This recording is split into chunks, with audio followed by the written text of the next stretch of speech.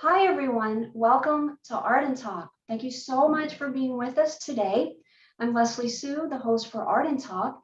And today we're launching one of our Flashpoint video series. And Flashpoint is where a practicing artist has an opportunity to take on an instructional teaching role, and where our guest artist will be sharing key pointers and insights and tips, recommendations in their creative area of expertise. So today we have a returning guest. We're so excited to reconnect with her. And she's a poet and she's an author and she's an editor. And she will be sharing with us some flashpoints in her area of poetry and writing. So let's go ahead and get started. Thank you again, everyone, for being with us. I'd like to welcome our guest for Flashpoint, Sara Altman. Hi, Sara. Hi, Leslie. Thank you so much for having me back. I really enjoyed our first interview together. Oh, So I have a few notes here. One of the things, because I talked about my first interview, my mother was a creative writing professor. So she was a big impact on my writing, and she always encouraged me. And the biggest thing I could remember of her saying is show, don't tell. So I was thinking about this right before. It's almost like when you watch a movie, the movie is it's getting the viewer in on every sensory level. So you're watching something, you're hearing something, uh, you can't smell something, but if there's a way that you can write that can be provocative in all of these senses, that's what you want. You don't want to say like, oh, I walked to the supermarket, there was a sale. You want to say like, oh, my sneakers scuffed the pavement, something about that's gonna be reminiscent of your mood. Maybe you're talking about your your old tattered sneakers, but it's really a symbol for your mood. So you want to sort of like poetry should be able to be unpacked. It's a very succinct language, so you don't want any wasted words. um I know you like, I've also heard like be careful with adjectives, like, just try to make your nouns really good and use less adjectives.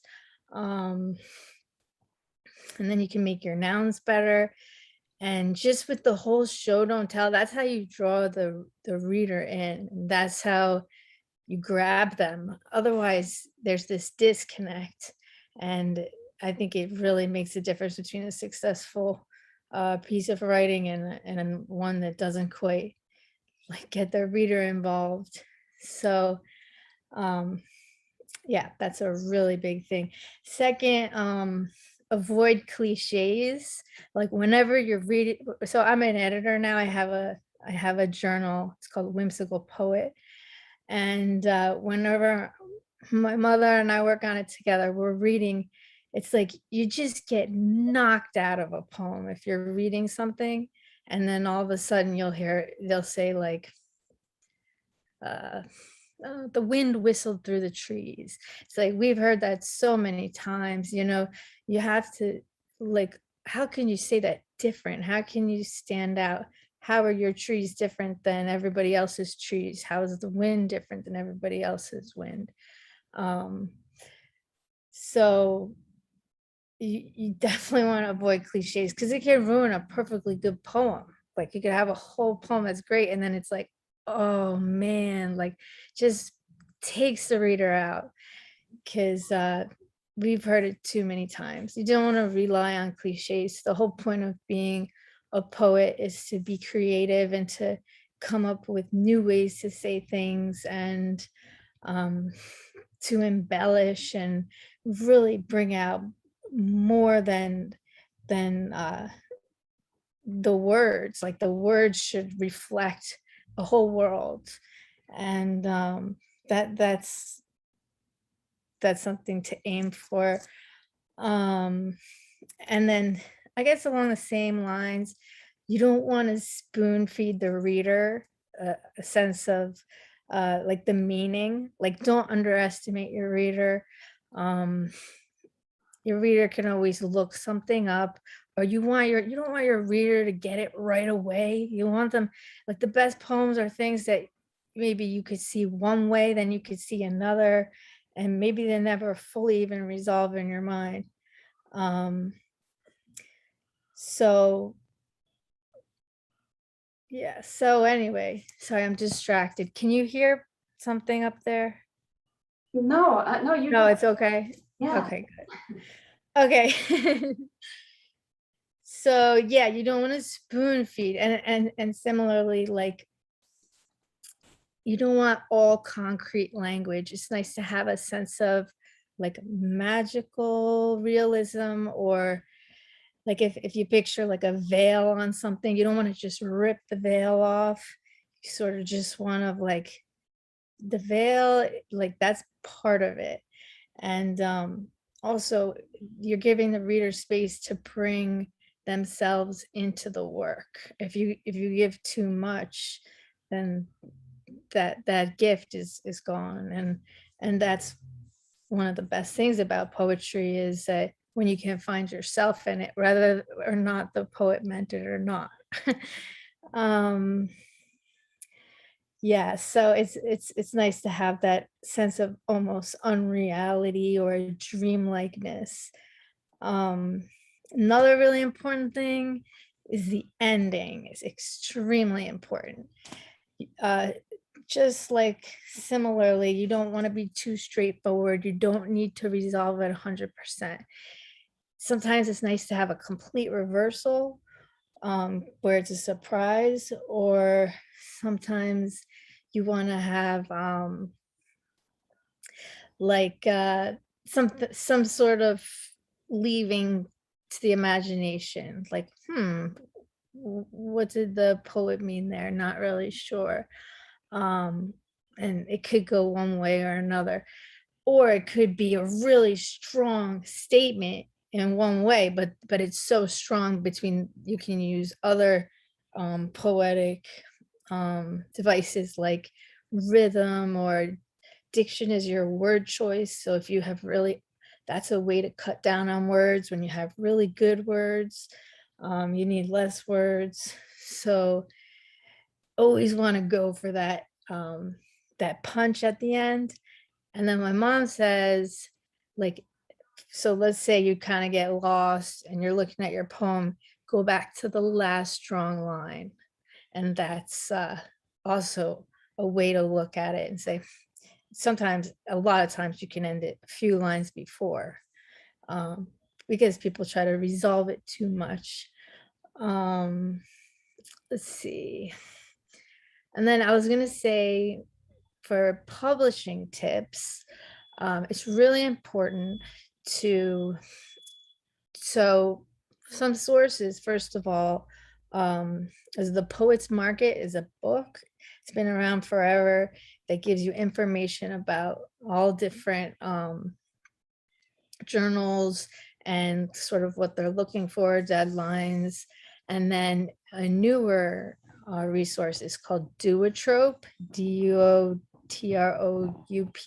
I think. And that's online. It's $5 a month, and it has so many journals.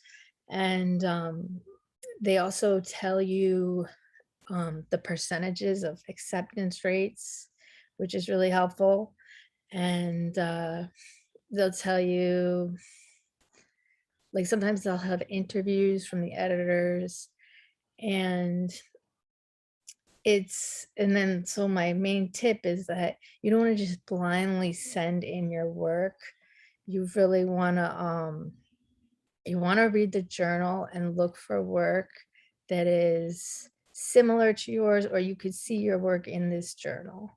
Because if you get rejected from a place, it's it's easy to take it personal and say, oh, that's because my poetry is not good. But it's really not that. It's just the editor at that magazine didn't, for some reason, really like it as much as some other stuff that they got. And it's you just have to be diligent, send out to a lot of places and find the places that sound like something you could see your poem next to. And if you do it that way, your chances of getting published are going to go up like 80%. Because if you just send it out blindly, it's the losing game. And then I just wanted to comment because last time I had my interview, I was all jazzed up. I was in a really creative phase, and I was like effortlessly writing a lot of poems. And I just wanted to say, uh, now I'm going through a slower period, and it's tough, and it's not tough to go through a slower period. The tough part is the part of you that judges yourself for it or worries. I worry sometimes, oh, am I ever gonna write again? And I just wanted to share that because I think it's probably how most people feel at some point or another, and that usually they're almost always it's temporary. And there's so many other ways to stay involved in poetry, like reading poetry. um, that's one of the best ways to learn different styles, voices. I like to read people like famous poets historically, as well as people around now, and also journals, and just see what's out there, because it'll marinate in your brain, and it'll come out at a time. And then yeah, so the biggest, and with creativity, the struggle is not to judge, right? Because creativity, it will be stifled with judgment. So I'm just sharing this because it's my own struggle. But it's helped me to share about it, and so I figured maybe it'll help other people. And instead of reading other poetry at the same time and feeling jealous or I can't do that, just appreciate it, because if somebody did it, it means you could do it too. And so I have a website, but it's whimsicalpoet.com. It has a lot of resources, but it's also a journal. So if you wanted to submit your work, there's no fee. And this is the latest one. I really like the cover. It's by Edward, what's his name? I gotta look it up so I don't. It's like Supranowitz, I think, Edward Supranowitz. Anyway, I really like it. And so basically it's a rolling admission. You can send in anytime. The details are on the website, and put it out about 4 times a year, and have some repeat poets that we really like, as well as a lot of new poets. And it's just really fun. And then I also have started an art journal, which is like people start submitting art.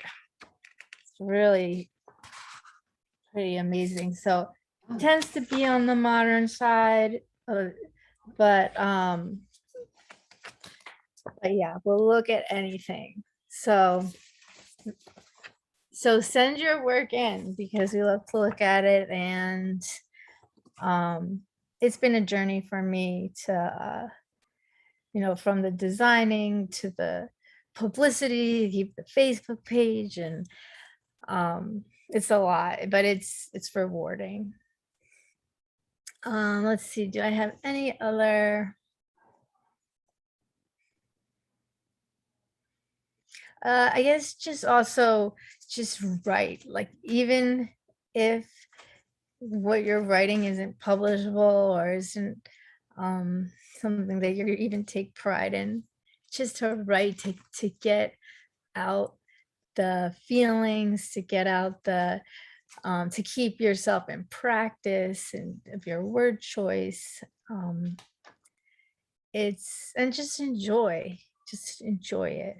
It's a way to for boosting your mental health, and emotions are a great source of material for poetry. Anything that strikes you, um, anything that, yeah, I actually saw this is sort of a disturbing image, but I'm sharing it. I saw a dead baby bird today on the um, between the sidewalk and the street, but it was completely untainted. It was like something I once, and it seemed like and I may still write a poem about it, but something about the image just went straight to my heart. It's very, the tenderness, the vulnerability of the bird, the perfectness of how he looked, the mystery about not knowing. And so anything in your day, and even things that you don't think you could write about, like if you were in a store, just start to pay attention to all the sensory things going on. There would be a poem out of that. You could find a poem out of that. Um, so I guess those are my main points. Do you have any questions? Well, Sarah, that was great. Those were excellent flash pointers. You really took us on a nice whole journey. First of all, you gave us a lot of like setups, like how we can kind of like precondition our mind or our awareness before we even, start a poem to kind of get us on that trajectory. And then you gave us so many wonderful points about actually writing the poem and kind of, being submersed in the poem itself.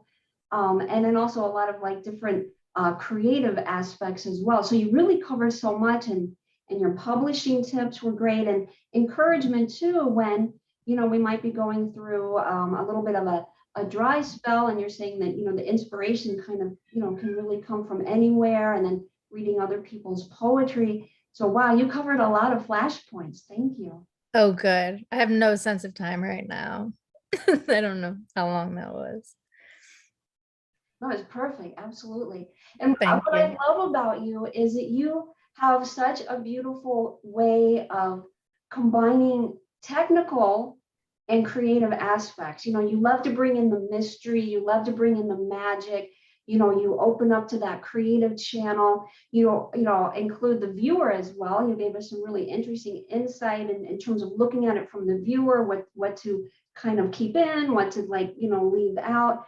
And then you also have like some, really strong, flashpoint key pointers into more technical, aspects of writing as well in terms of the words. And I love when you said, go back to your strongest line.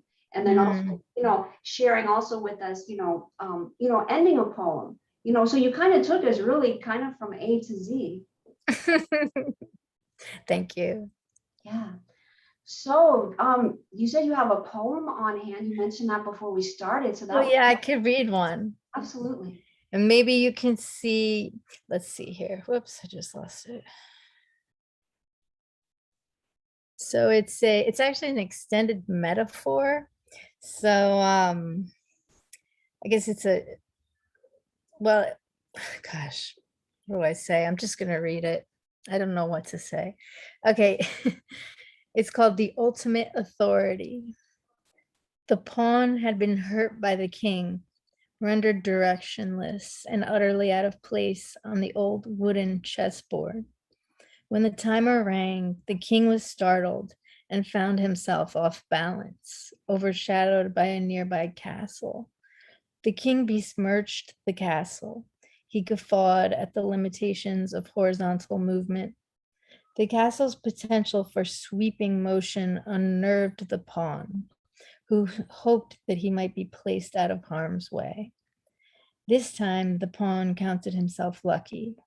The opponent's queen danced diagonally across the board. She greeted the castle, removed the king, and gazed at the relieved yet befuddled pawn. She allowed a resounding silence to surround them before speaking. When in doubt, aim for the opposite side of the board. If you reach it, you will attain transformation. The pawn squinted to gain a vantage point of the farthest square he could see. Suddenly, he was stirred by the guidance of his own North Star, which beckoned him toward fantastic worlds, distant, strange, and unseen. Mm. Thank you, Sara. Yeah. All right, so those were wonderful key pointers, and that was a beautiful poem that you just shared as well, kind of like bringing us into, you know, your style of writing and kind of getting into like your head and heart of how you express your poetry. Are there any other key pointers or advice that come to you before we close up this flashpoint?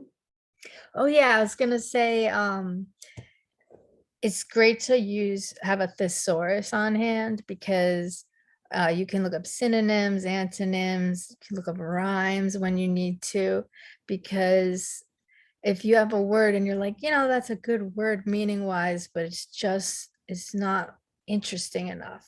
And I love doing that. I always look up different words. So Yeah, and that's a great way to kind of expand your frame of reference with one word. And you were, saying, before, Sarah, not to go into the cliches, and it's also, kind of ties into that and kind of finding words, different ways to express the same thing. And you were saying part of poetry is, being original and kind of finding that inner voice, within you that reflects, yourself.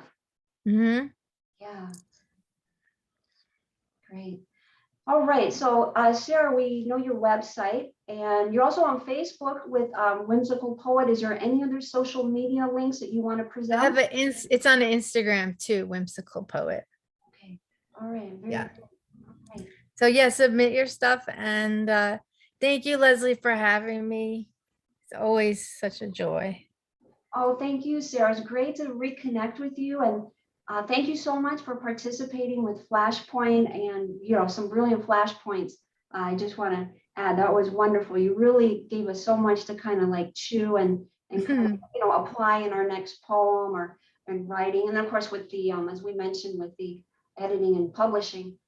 All right. So thank you again, Sarah. Much success with all your endeavors. I love how bring collectively almost a collaborative effort with other artists and bringing in the visual arts as well. Thank you so much. Yeah. All right. So thank you and much success, and stay in touch with us, Sarah. Okay. All right. Thank you so much, everyone, for watching our Flashpoint video for today. And we'll talk soon on the next Flashpoint. Until then, be well and be blessed.